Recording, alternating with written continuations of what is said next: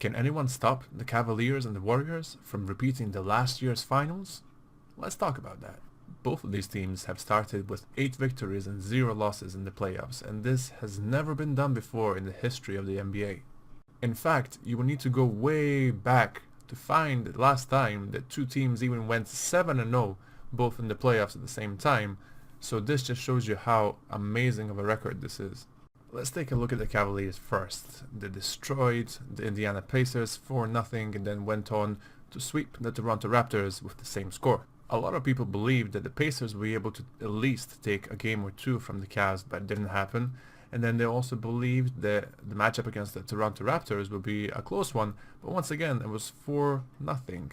So what exactly is happening? Well, first of all, the Cavaliers are showing a champion's mentality. They managed to take all their problems from the regular season and leave them behind and start the playoffs from a fresh start. It is clear that the Cavs can beat most opponents simply based on the quality of the players that they have and the strength and the depth in terms of the bench, but what really sets them apart now is the mentality that they install in their opponents.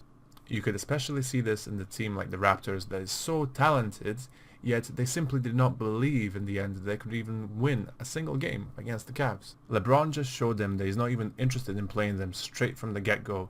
He requested off the board alley-oop slam like 3 minutes into game 1 and then pretended to drink a beer. So he was so relaxed and he showed the Raptors that they should not even be there. And then all of a sudden, Kyle Lowry disappears in the playoffs, and then their other star, DeMar DeRozan, starts saying stuff like nobody can stop LeBron, and if we had LeBron we could win.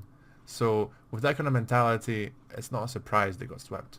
And then on the other side, pretty much everyone believed that either Portland or then the Utah Jazz will be able to take at least a couple of games or just one game away from the Warriors, but that didn't happen. The Warriors started off great even without Kevin Durant against the Trailblazers, and then against Utah, when Durant came back, they became even more menacing.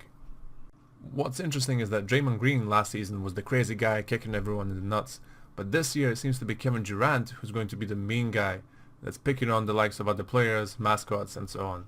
So you don't really know what to expect from the Warriors in terms of their mentality. However, just take one close look at the statistics, you can see how much they've cut off the turnovers from the regular season into the playoffs. You can see that they're focused. So it will be up to Houston or San Antonio to stop the Warriors, or Boston and Washington to stop the Cavaliers. But to be honest, by the way the things are looking right now, they won't be stopped from repeating last year's and the year before that finals. I think with the current roster that the Warriors can shoot past either Houston or San Antonio, and that the Cavs are too strong and too experienced for both Boston and Washington. But if you guys think differently and think I'm wrong, I hope I'm wrong, please leave it in the comment section below. If you enjoyed the episodes, please give it a like and subscribe if you want to see more. This was another episode of NBA Check, and as always guys, I will see you in the next one. Have a good one.